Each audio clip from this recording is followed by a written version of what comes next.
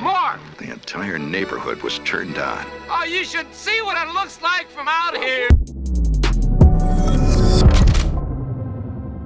What's up, guys? It's your boy, Benny. Oftentimes, in the cultural fog of war, a hero emerges out of the dust and the darkness in order to make a potty joke about Budweiser. And this hero, ladies and gentlemen, his name is Conservative Vibes, and he created a billboard that said, "Butt light, this butt is for you."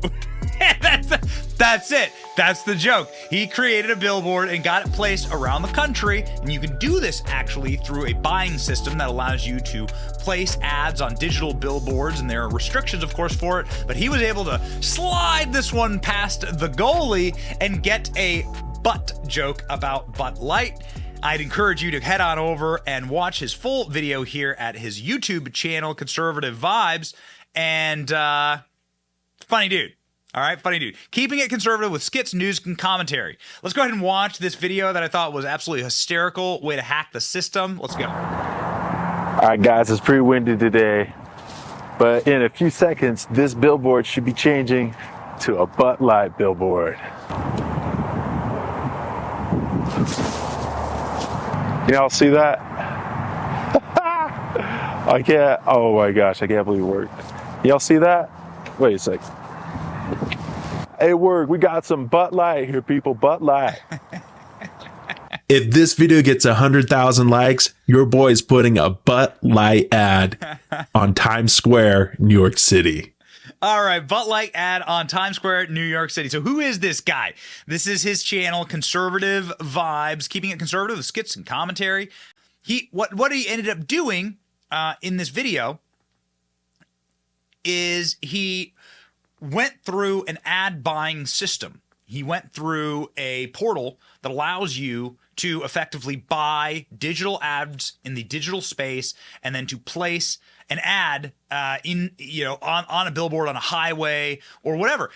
Anyone can do this. You have to create an account and so on. You have to have money in your back pocket. You got to be able to pay for these ads, but they're cheaper than you'd think they would be. I think he ends up spending like a couple $100 on these ads because he is using the digital billboards. So for them to go make an actual billboard, a physical billboard, and put it up, takes a crane and dudes up there with the whatever roller things to actually create the physical billboard. These digital billboards, you just flip the switch, right?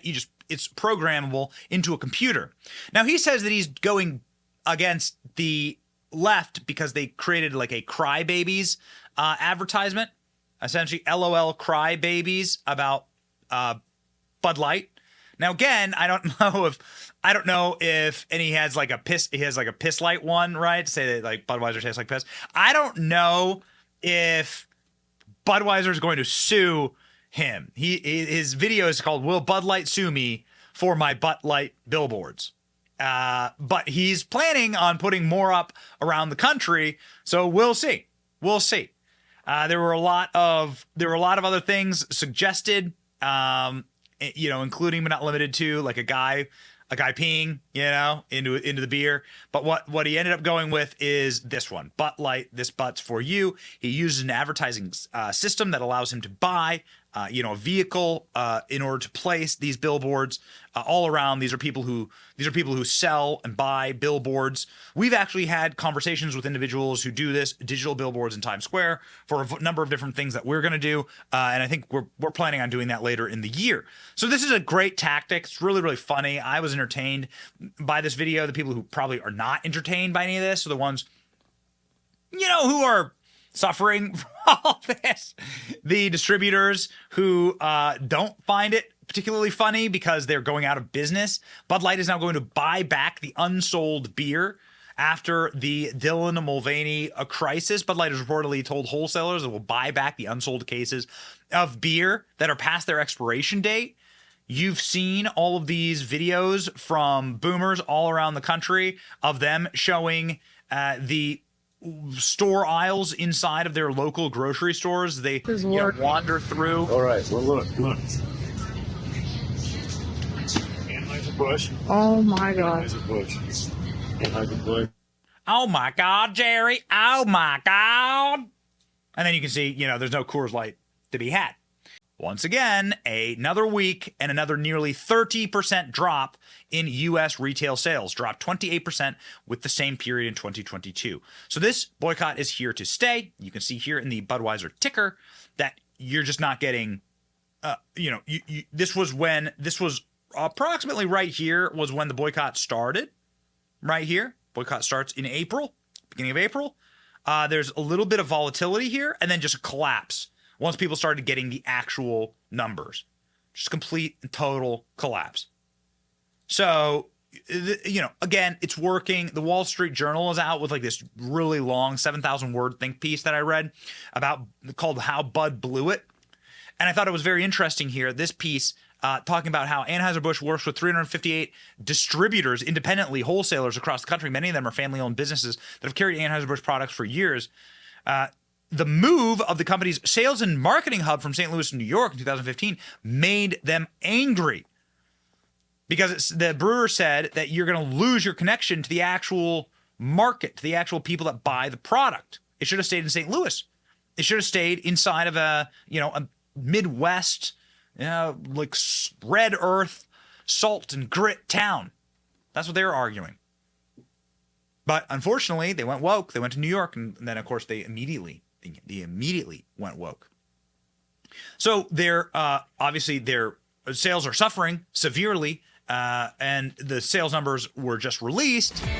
Well, the news just keeps getting worse for Bud Light and its parent company Anheuser-Busch after that controversial move with the transgender influencer.